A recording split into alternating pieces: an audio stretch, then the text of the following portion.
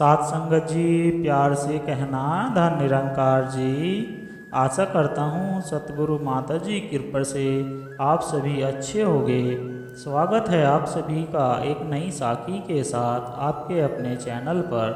आज की साखी का विषय है पुण्य और कर्तव्य, जिसका आशय है साथ संगत जी। आज के टाइम में क्या देखा जाता है कि हम कोई पुण्य का काम है तो उसे स्वयं करना चाहते हैं, किसी दूसरे को नहीं बताना चाहते, तो उसी पर आधारित केवल स्वयं पुण्य कमाने में न लगकर अपने कर्तव्यों का निर्वाह करते हुए दूसरों को भी पुण्य की राह दिखाए।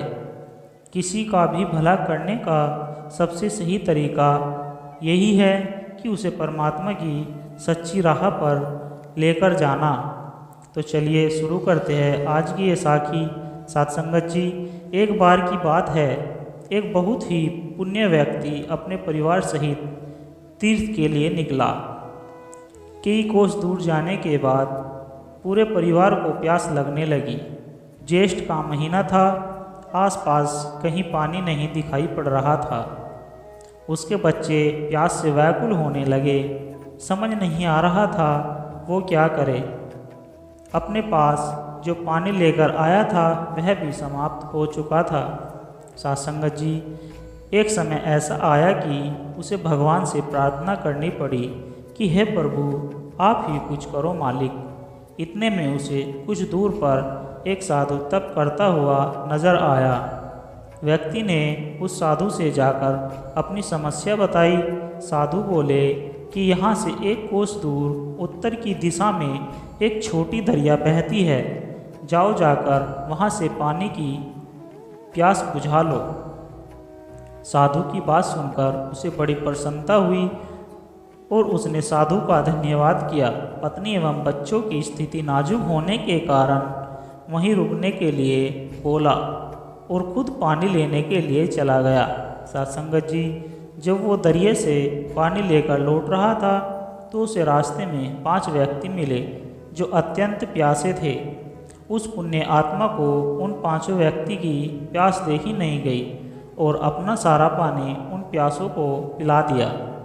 जब वो दोबारा पानी लेकर आ रहा था तो 5 अन्य व्यक्ति फिर उसे उसी राह पर प्यासे मिले।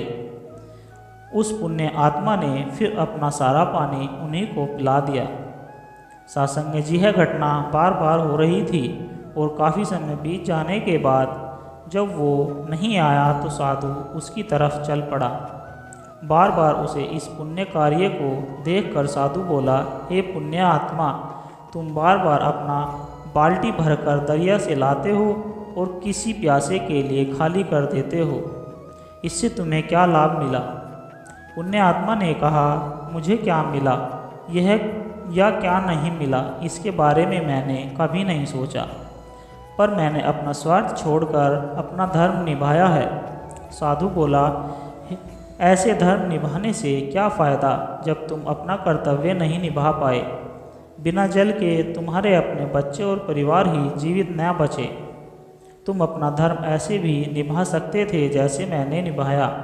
पुण्य आत्मा ने पूछा, कैसे महाराज? साधु बोले, मैंने तुम्हें दरिया से पानी लाकर देने के बजाय दरिया का रास्ता ही बता दिया। तुम्हें भी उन सभी प्यासों को दरिया का रास्ता बता देना चाहिए था ताकि तुम्हारी भी प्यास मिट जाए और अन्य प्यासे लोगों की भी। फिर किसी को अपनी बाल्टी खाली करने की ज़रूरत नहीं होती। इतना कहकर साधु अंतर्ध्यान हो गए। पुण्य आत्मा को सब कुछ समझ आ गया कि केवल स्वयं पुण्य कमाने में न लगकर अपने कर्तव्य का निर्वाह करते हुए दूसरों को भी पुण्य की राह दिखाए। साथ संगत जी, किसी का भी भला करने का सबसे सही तरीका यही है कि उसे परमात्मा और सच्चाई की राह दिखाई दे। साथ संगत जी, प्यार से कहना धन निरंकार जी।